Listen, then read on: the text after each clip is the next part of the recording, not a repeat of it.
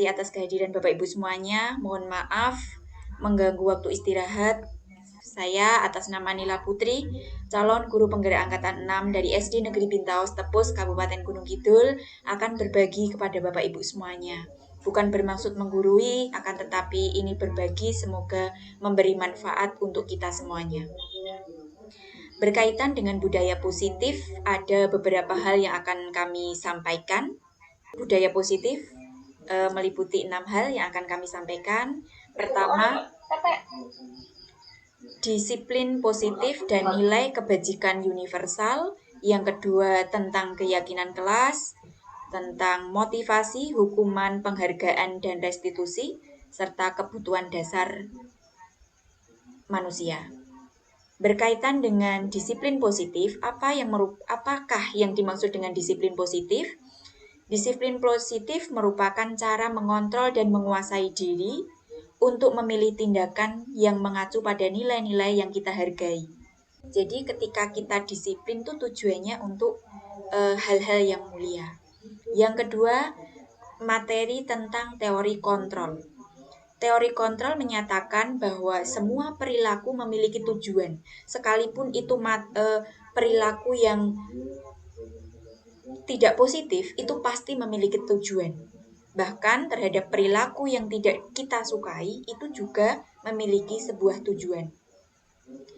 Perilaku seseorang hanya dapat dikendalikan oleh dirinya sendiri. Jadi perilaku kita, baik itu baik atau buruk, itu yang mengendalikan diri kita. Karena meskipun itu buruk, tetap ada tujuannya. Kemudian yang ketiga tentang teori motivasi. Motivasi itu apa? Motivasi itu merupakan bentuk dorongan untuk melakukan sesuatu mencapai tujuan. Kita belajar punya motivasi, kita bekerja punya motivasi, kita beribadah punya motivasi. Jadi motivasi itu segala sesuatu dalam mencapai tujuan yang mendorong kita mencapai tujuan. Itu adalah motivasi. Apa motivasi itu? Motivasi perilaku manusia untuk menghindari ketidaknyamanan, untuk mendapatkan imbalan atau mendapatkan penghargaan dari orang lain dan menjadi orang yang orang lain inginkan. Itu motivasi bagi kita.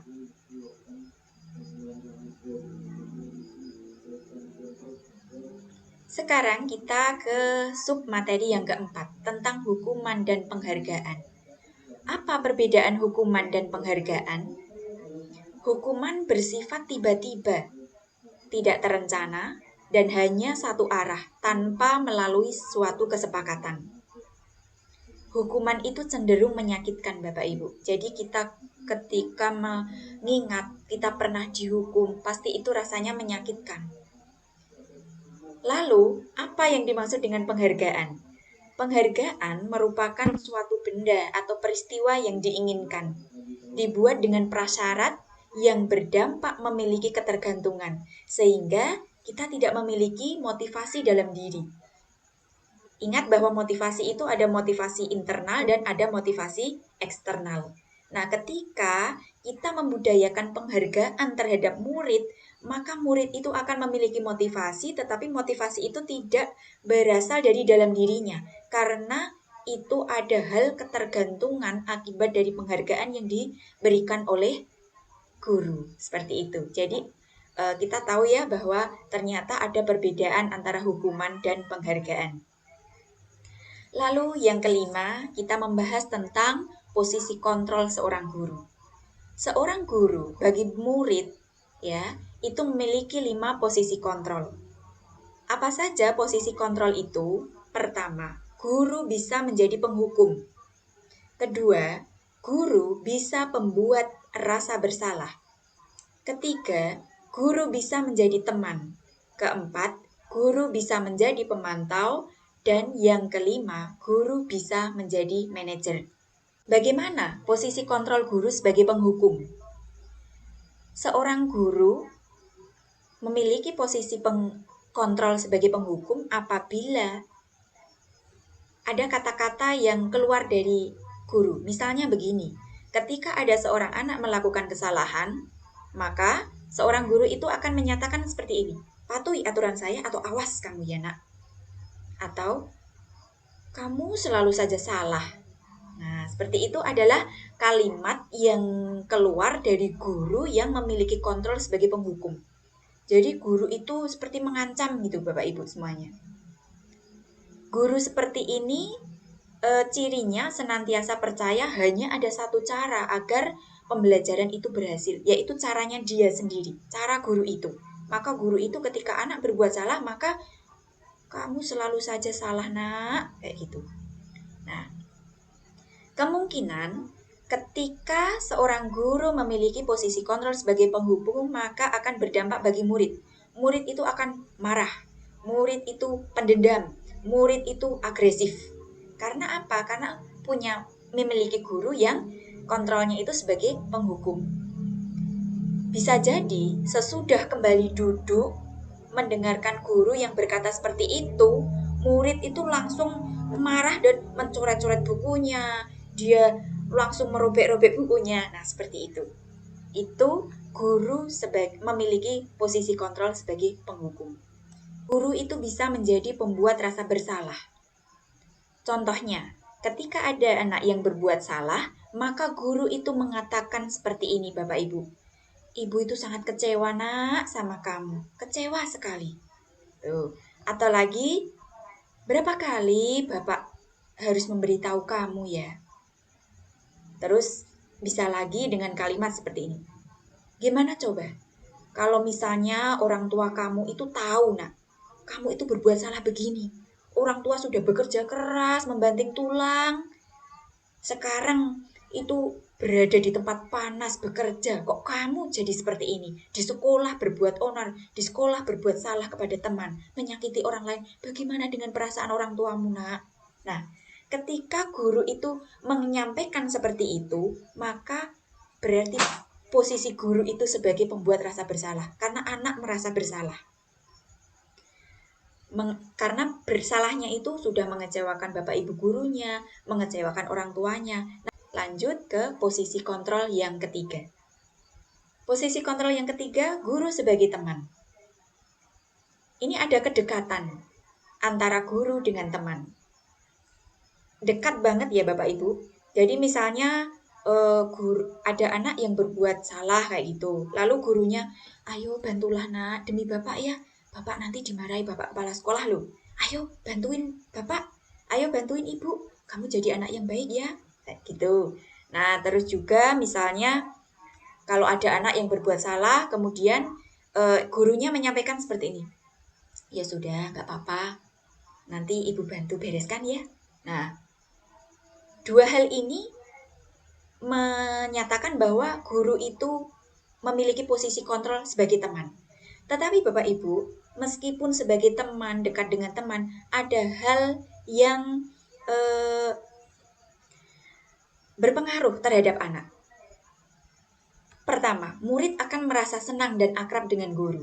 Ini termasuk dampak positif.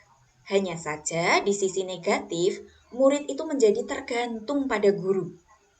Jadi bila ada masalah, dia langsung mengandalkan guru, mengadu kepada gurunya. Ya, mengadu kepada gurunya. Akibat lain dari posisi teman ini, anak itu akan berbuat sesuatu bila yang menyuruh adalah gurunya. Kalau tidak, ya sudah, tidak melakukan apapun. Nah, seperti itu. Itu posisi guru sebagai teman. Lalu yang keempat, posisi guru sebagai pemantau. Ketika ada anak yang berbuat salah, guru posisinya sebagai pemantau akan menanyakan, "Nak, kamu telah melakukan ini. Peraturannya apa ya? Apa yang telah kamu lakukan? Kira-kira sanksi atau konsekuensinya apa ya kalau kamu berbuat seperti ini?" Nah, seperti itu pemantau, Bu. Jadi, murid memahami konsekuensi yang harus dijalankan karena telah melanggar satu peraturan sekolah. Guru tidak menunjukkan emosi yang berlebihan. Tidak marah, tidak membuat rasa bersalah. Tetapi murid tetap dibuat tidak nyaman. Dia akan merasa, oh saya itu bersalah.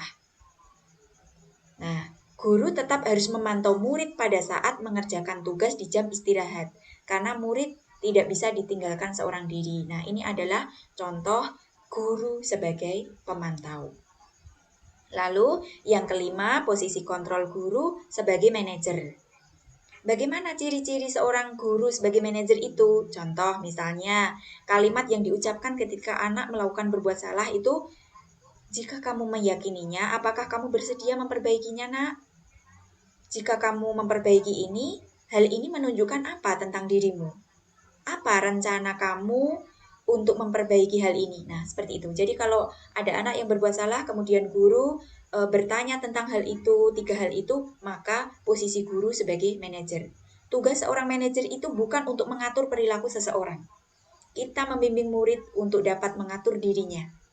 Seorang manajer itu bukan memisahkan murid dari kelompoknya, tetapi mengembalikan murid tersebut kepada kelompoknya. Jadi tidak terintimidasi, tetapi ada kesadaran untuk berbuat baik. Bapak Ibu, ketika anak itu melakukan sebuah kesalahan, pasti ada hal yang tidak terpenuhi dalam kebutuhan dasarnya. Karena sejatinya manusia itu memiliki 5 kebutuhan dasar. Apa saja 5 kebutuhan dasar itu? Pertama adalah kebutuhan bertahan hidup.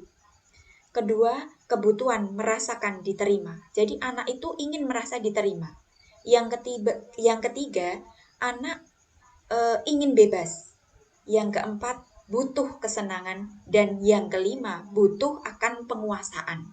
Jadi ketika 5 kebutuhan dasar itu tidak terpenuhi, maka akan berdampak terhadap perilakunya.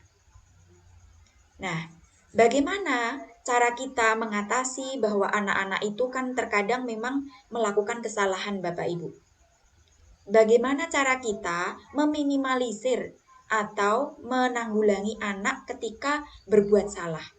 Apakah dihukum? Tidak. Apakah diberi penghargaan? Tidak, karena bisa menimbulkan ketergantungan. Tetapi pertama kita akan melakukan atau membuat keyakinan kelas. Apa itu keyakinan kelas? Keyakinan kelas itu adalah nilai-nilai kebajikan yang diyakini oleh kelas, sehingga menumbuhkan motivasi dalam diri. Dan itu dijadikan sebagai budaya positif di kelas.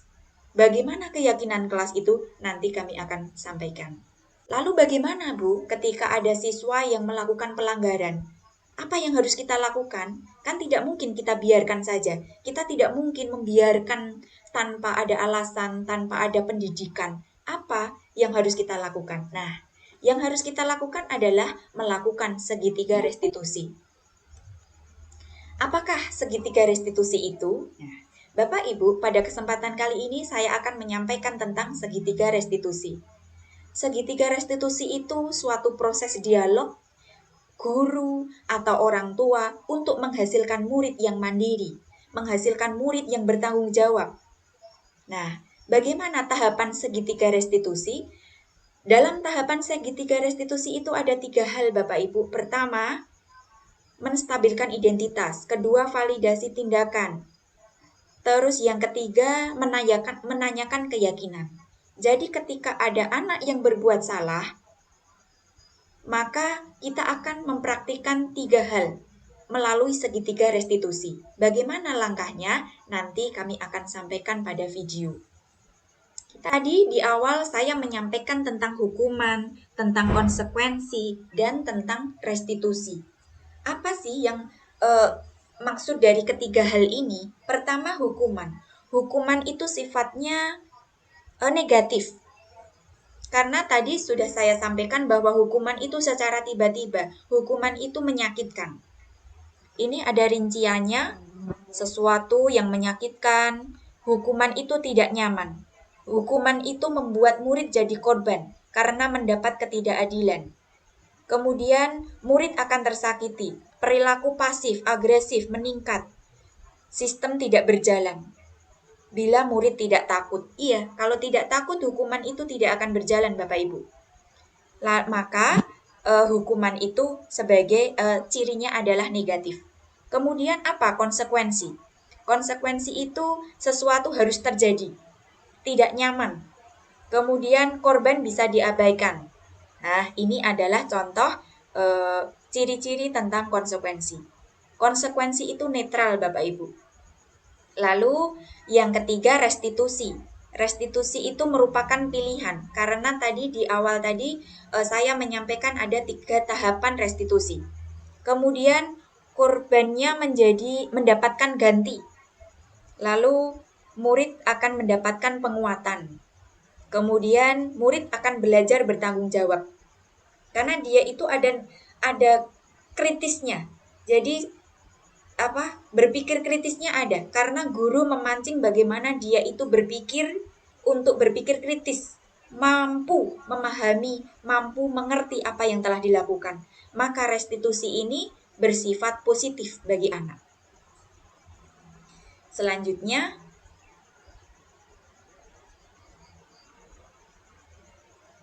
ini contoh kesepakatan kelas, ya. Bapak Ibu, kesepakatan kelas ini akan menjadi keyakinan kelas. Kesepakatan kelas itu menjadi keyakinan kelas. Kesepakatan kelas apakah beda Bu dengan peraturan? Beda Bapak Ibu. Kalau peraturan itu cenderung lebih spesifik dan itu seperti tata tertib, nah kayak gitu. Kesepakatan kelas itu bersifat abstrak, kalimatnya positif. Ini adalah contoh kesepakatan kelas. 1. Bersikap positif. Kedua, senantiasa menjadi diri yang terbaik. 3. Menghormati orang lain. 4. Bertanggung jawab terhadap setiap tugas. Yang kelima, bermanfaat bagi diri sendiri dan orang lain. Ini kemudian berkaitan dengan tadi segitiga restitusi. Ini ada contoh Bapak Ibu. Ya, bisa diputar Bu. Ini ada contoh tentang bagaimana kita menyelesaikan anak atau murid kita yang bermasalah menggunakan segitiga restitusi. Ada 3 hal, validasi tindakan salah, menanyakan keyakinan, seperti itu. Ini adalah salah satu contoh. Di halaman itu ada anak yang sedang duduk. Lalu teman-teman yang bermain bola tadi, bolanya mengenai anak yang sedang duduk. Nah, terjadilah suatu pertengkaran. Kemudian ada anak yang melaporkan. Lalu gurunya mengambil tindakan Bapak Ibu, menemui anak-anak yang bermasalah. Kita menanyakan apa yang terjadi, maka anak itu akan menceritakan apa yang terjadi. Kemudian menanyakan alasannya, mengapa kamu melakukan itu kepada temanmu? Kemudian ibu gurunya menanyakan, kamu tahu tidak, masih ingat tidak tentang kesepakatan kelas kita, tentang keyakinan kelas kita? Nah, ketika itu maka anak itu akan, oh iya, ternyata kita itu punya kesepakatan. Ketika menyelesaikan permasalahan, maka dengan cara yang benar, tidak memojokkan satu pihak, tetapi kedua belah pihak kita tahu alasannya. Seperti itu. Nanti anak itu akan berpikir kritis. Oh, ternyata saya berbuat salah karena ini. Saya melakukan ini karena ada alasan. Nah, seperti itu. Jadi, nanti mereka akan menyadari apa yang harus diperbuat dan apa yang harus dilakukan untuk selanjutnya. Demikian ya Bapak Ibu semuanya berkaitan dengan praktik segitiga restitusi dan budaya positif yang ada di sekolah. Berkaitan dengan video bagaimana praktek segitiga restitusi bisa disaksikan di YouTube saya ya Bapak Ibu semuanya, Nila Putri, praktik segitiga restitusi. Demikian, terima kasih Bapak Ibu atas kehadiran Bapak Ibu semuanya. Mungkin ada pertanyaan atau sharing, monggo kami persilakan. Terima kasih semuanya Bu, sangat menginspirasi sekali. Terima kasih Bu Eni. Bapak Ibu bisa mengisi daftar hadir ya Bu di link presensinya. Monggo Pak Ahmad Afandi. Ya, baik. Terima kasih Bu Nila Putri atas waktu yang diberikan.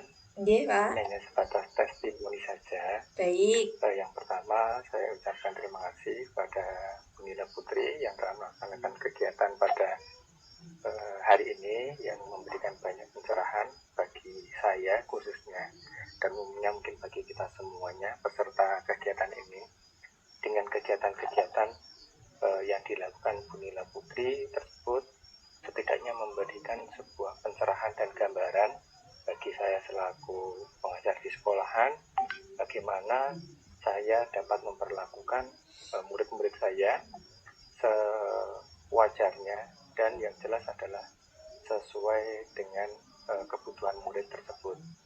Nah, dari apa yang disampaikan Bu Nila tadi sangatlah bagus.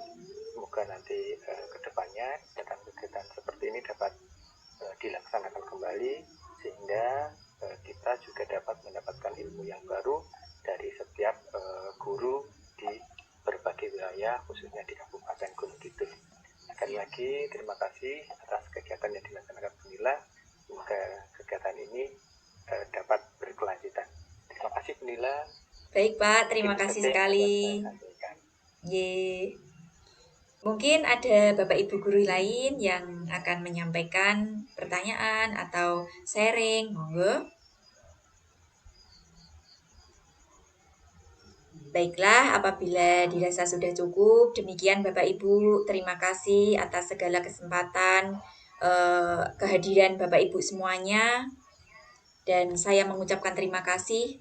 Semoga Allah Subhanahu wa taala, Tuhan yang Maha Esa, memberikan perlindungan kepada kita, memberikan kesehatan kepada kita sehingga kita dapat melaksanakan tugas dengan sebaik-baiknya dan menjadi bermanfaat bagi orang lain. Demikian Bapak Ibu, terima kasih. Mohon maaf atas segala kekurangan. Selamat beristirahat dan wassalamualaikum warahmatullahi wabarakatuh. Waalaikumsalam warahmatullahi wabarakatuh. Terima kasih. Sama-sama, semangat terus Bu Nila. Iya Bu, terima kasih.